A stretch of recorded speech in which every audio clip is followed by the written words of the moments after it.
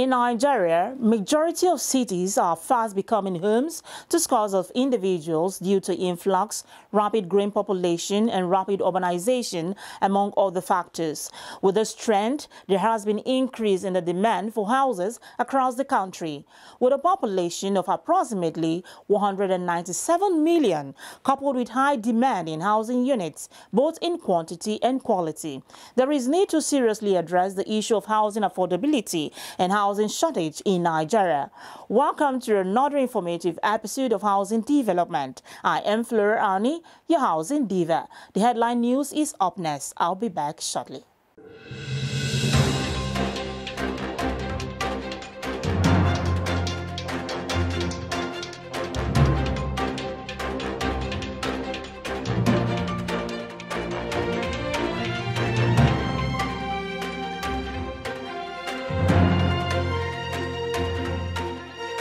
Federal Housing Authority (FHA) and Nigerians in Diaspora Commission (NIDCOM) recently inaugurated a joint committee for the commencement of the Abuja Diaspora City project. The event, which took place at the Conference Hall of NIDCOM at the Federal Secretariat, was attended by the Managing Director of FHA, Senator Gbenga Ashafa, and the Executive Chairman and CEO of NIDCOM, Honorable Abike Dabiri-Erewa. In his opening remarks, Senator Ashafa thanked President Muhammadu Buhari for the encouragement and support of his administration towards the welfare of all Nigerians, which is seen to the realization of the project. He also thanked Honorable Abike Dabiri for her strong sense of commitment and energy put in towards the fusion of the Diaspora City. In her response, the Executive Chairman, Nigerians in Diaspora Commission, Honorable Abike Dabiri-Erewa, thanked FHA for the idea of the Diaspora City. She noted that with this initiative, Nigerians in Diaspora can now comfortably own befitting houses in the country. President of the Nigerian Society of Engineers (NSE) and the Nigerian Institute of Building (NIOB), Babagana Mohammed and Kunle Awobodu, respectively, have called on leaders of various professional bodies in the build industry on the need to work together as a team to nip cases of incessant building collapse in the bud. In a separate forum, the president identified rivalry and encroachment into other professions by members among factors why the cases of building collapse persist in the industry. To halt the trend, NIOB President Kunle Awobodu said it has become expedient for all professionals in the industry to come together, work jointly and shun issues that are promoting rivalry amongst them. NSE President Babagana Mohammed said there was a need to address the issue of building collapse in the sector, suggesting that any step being taken to halt structural failures would require advocacy among building professionals. According to him, there would be need to work together as a team to confront the menace of building collapse. Ogun State Governor Dapo Abiodun has called for the collaboration between the Nigerian Institute of Town Planners (NITP) and the state in the area of proper town planning and urban development with the view of exposing good governance and socio-economic development. Abiodun made the call when he played host to the national president of the NITP and other members of the association who were in the state for the 52nd National Conference and yearly general meeting of the institute. Abiodun disclosed that his administration changed the name of the Ministry of Urban and Physical Planning to the Ministry of Physical Planning and Urban Development to ensure Ogun is not just better planned but equipped for better and efficient planning. In his remarks, the national president of the NITP, Toyin Ayinde, said it had become imperative to make Nigerians understand the importance of town planning, adding that the institute has been able to find out that planning answers to good governance. Living Trust Mortgage Bank PLC has announced that it will offer 750 million ordinary shares to the public to address its free float deficiency in compliance with the rules of the Nigerian Exchange Limited. The free float means the number of shares that an issuer has outstanding and available to be traded on the NGX. The standard segment requirements as stated by the NGX mandate an issuer on the growth board to have 15% of its issued share capital made available to the public and held by not less than 51 stakeholders and valued at 50 million naira or more. Living Trust said in a statement that the NGX Regulation Limited had approved its compliance plan for it to release the shares to the public to prevent a suspension of its shares. It said with the approval, the compliance period for the company has been extended by 2 years, commencing immediately and ending on the 20th of August, 2023.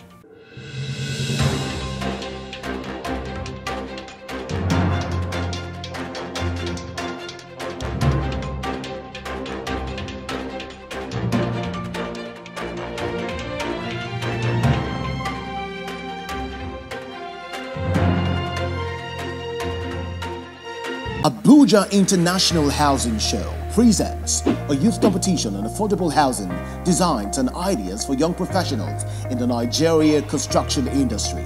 With a star prize of 500,000 naira and lots of consolation prizes for top finalists. Who can participate? Any Nigerian youth who is an undergraduate or graduate with not more than 10 years post-graduation experience, specializing in either architecture, building, civil engineering, estate management, quantity survey, town planning and other related disciplines. Simply come up with an affordable housing design, as this competition will center on affordable housing design, production and finance using value engineering. Winners will be announced at the Nigeria Housing Awards in December 2021. Are you still darling? Don't miss this great opportunity. Visit our website www.ihsabuja.com/youth-competition to showcase your creativity, talent, and innovation. Brought to you by the 15th Abuja International Housing Show and some of its sponsors and partners.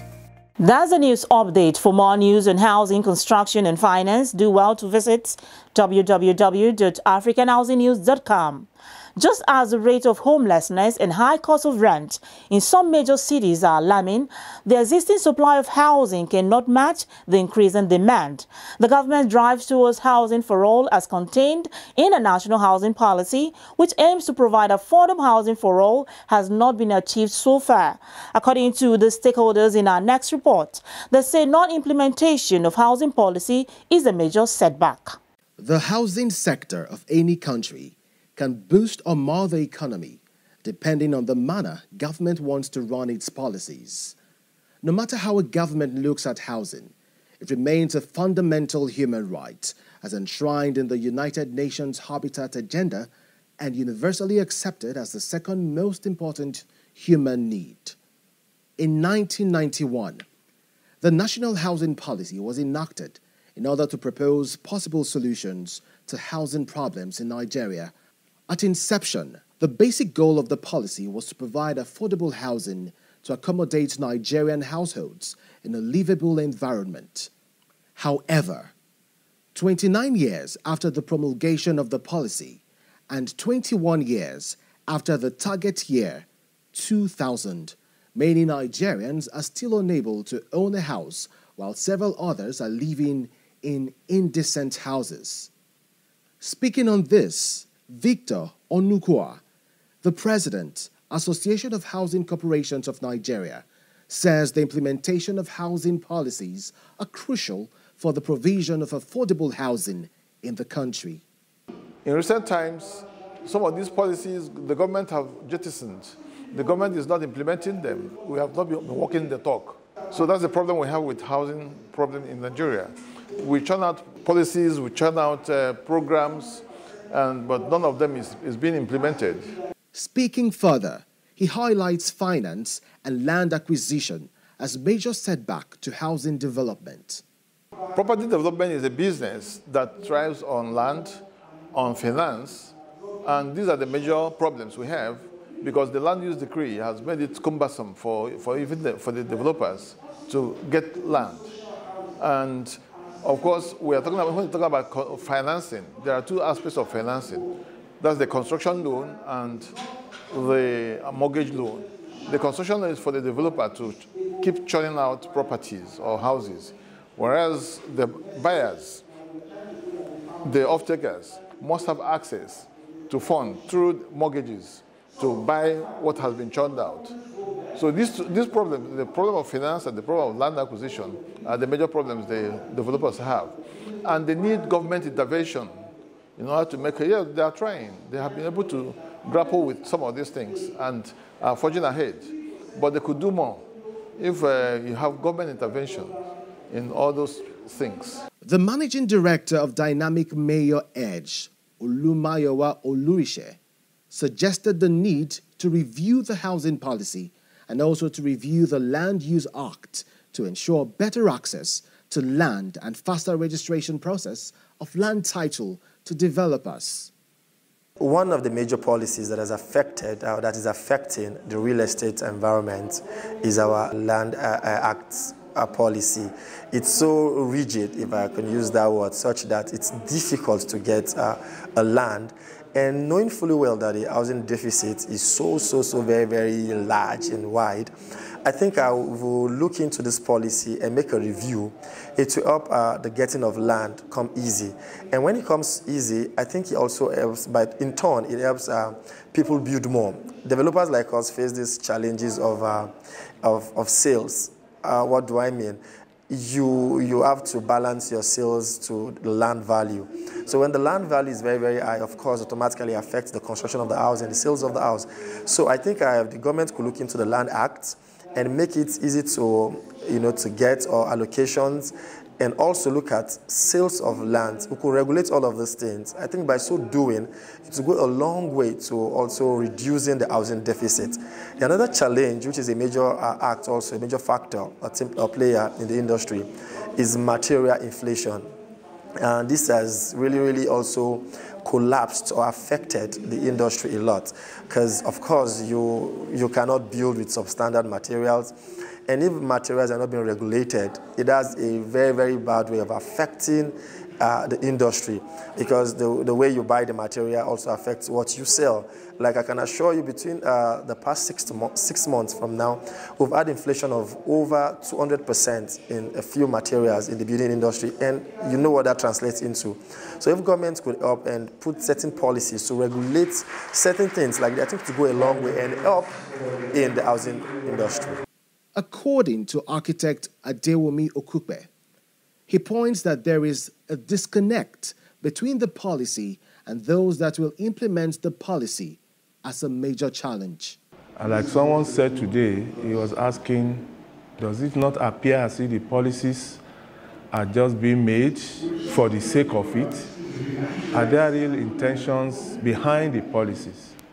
So I would say that the government should be advised that they should have real, genuine intentions, have real solid visions before they even come up with the policies, because the intention is what is going to drive the policy. If the real intention is not there, if it's just a political propaganda, of course, at the end of the day, once you get the applaud of the populace for bringing up the policy, you have achieved your aim. So there will be no push.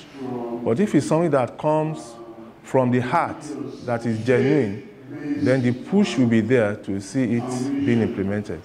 The problems that are associated with the national housing policy include implementation, inadequate research and studies on the formulation and execution of the policy, inadequate funding, shortage of skilled manpower in the building industry, insufficient infrastructural amenities, as well as ineffective housing finance.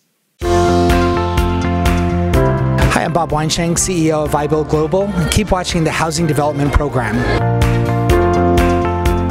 To reduce the housing shortfall in the country and develop more affordable housing for low-income Nigerians, the gap between policy formulation and policy implementation must be bridged by ensuring the complete implementation of all formulated policies and adequate collaboration among the stakeholders. You're still watching Housing Development. I'll be back in a moment.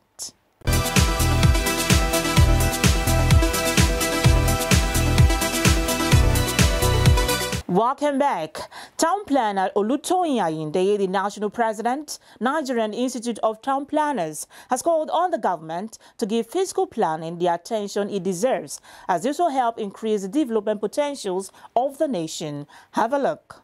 The National President of the Nigerian Institute of Town Planners, NITP, Town Planner Olutoyin Ayinde, has called on government in Nigeria, from the federal to the state, to implement the National Urban and Regional Planning Law.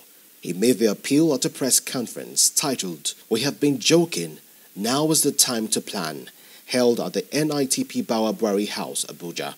The NITP national president disclosed that the Nigerian nation has not given physical planning the attention it deserves, and this continues to limit the development potentials of the nation.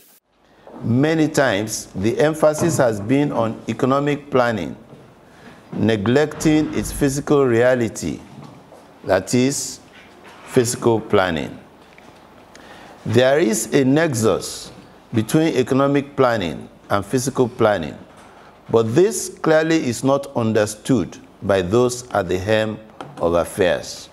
According to town planner Ayinde, land resources are fixed and cannot be increased while our population keeps increasing. He said the scarcity of this resource and the desperate need to have it have triggered many intercommunal clashes between communities. Hence, the imperative to plan is on us like a thief in the night.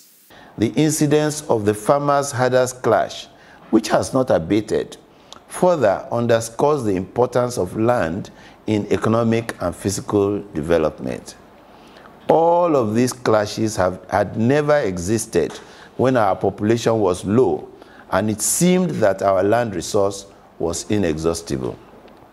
Now that reality has dawned, and we even have less land resource to ascribe to the Nigerian territory, having lost Bakassi to Cameroon, added to the consequences of climate change, there is the obvious necessity to manage this scarce resource.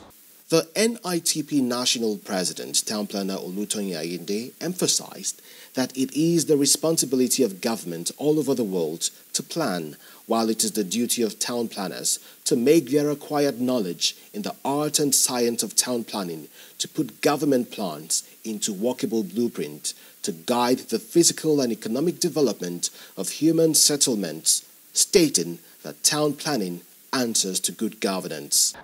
The only way to manage a scarce resource is to plan it. Town planner Ayinde said the reality about physical planning is that we either plan or perish. He called on the media to help in propagating this gospel by making Nigerians aware of what physical planning truly is and that they deserve to live in better and functional communities than they live now. He asked the government and the people to stop joking, as now is the time to plan so that we can avert the impending disaster. I'm Debbie Erb. I work for OPIC in the United States, and keep watching the Affordable Housing Development Program. Town planner Olutoyin Ayinde there, the national president, Nigerian Institute of Town Planners. All right, moving on. Many Nigerians find it difficult to cope with regular and prompt rent payment. This makes the aspiration of the average Nigerian to own a house or occupy adequate housing. Housing development crews sampled the opinions of some Nigerians on how much should a two-bedroom be sold to make home ownership easier for a common man. Let's find out on Voices on the Street.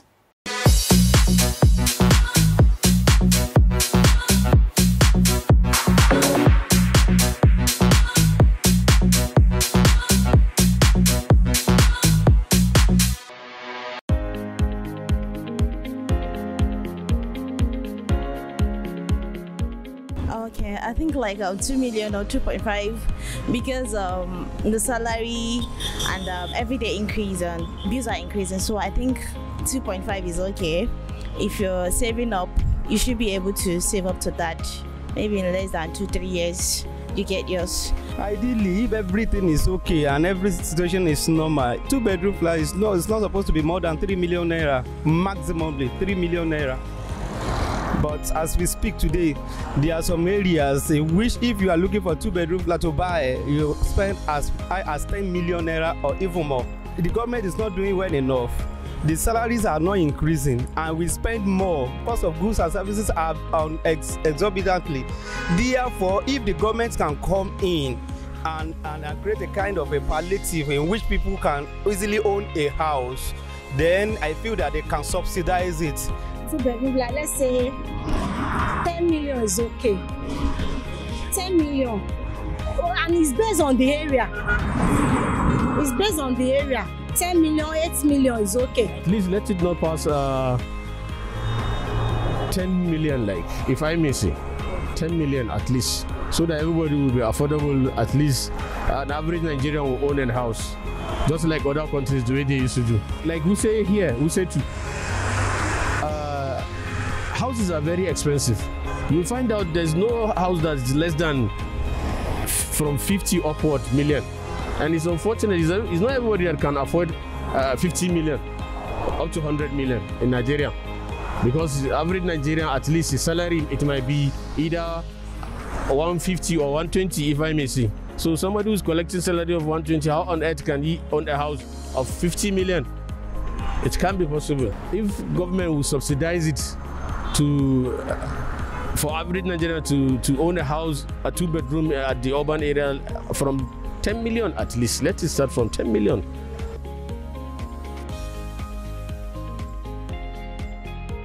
When you want to buy a house, it depends on the area where the house is, where it's located, where the estate is located. Depends on the environment, and it depends on the owner of the estates. You know, it depends. I don't know how much you bought the land, the facilities you want to put in place. I don't know. You are the one that will know. So all this put together will not give you the price you want to sell it. It is not the buyer that will determine that. Depends on me. Depends on what I have. It depends on my purse, and depends on, like I said, the environment, the vicinity, the proximity of that particular area to wherever I'm working or where my business is. So it depends on me. So if you say 500 million, if I have it, I'll buy it. If it is going to be carcass, it should not be more than 5 million. But if it is a complete, like the electrical fittings, some other fittings in the house, let's say between 7.5 or 8 million, it should be okay. At least they should be giving us at least 1.2, 1.5. It's okay. 1.2, 1.5 is okay. Then some of us can manage it. Like here in Barnes, I think that a house should be like 4 million, a 2-bedroom per apartment. Then somewhere like Kubwa should be 1.5 million in Kubwa. Then Maraba and other places should be like 1 million. Beyond 1 to 2 million, highest is okay. But now, as the things goes on, this like 3 million, 4 million, which is not proper. But I think it's supposed to be 1.5 to 2 million.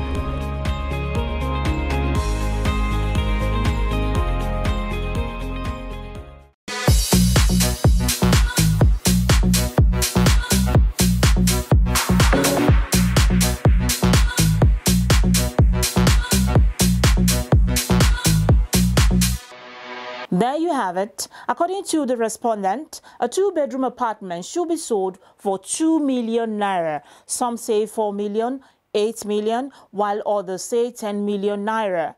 When we talk of affordability, for some people, all housing is affordable, no matter how expensive. For others, no housing is affordable except it is below 5 million naira, while others, unless it is free.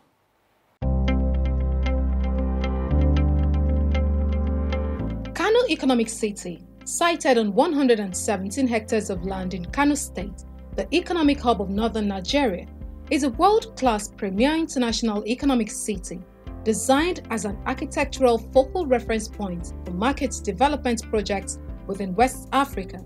Chairman, Project Implementation Board of Brains and Hammers Kano Economic City, Mohammed Aliyu, says this is an appropriately timed project in Kano State, necessitated by the volume of commercial activities and cross-border trades facilitated through the state. We will run around and see.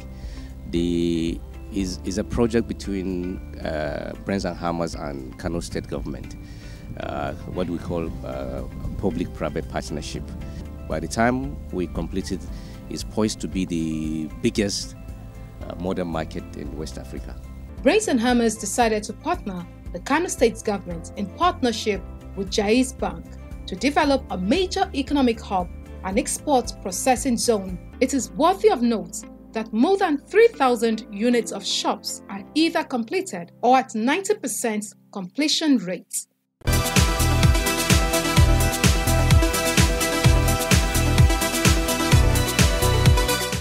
Housing is a fundamental right, as citizens cannot enjoy all the rights without it.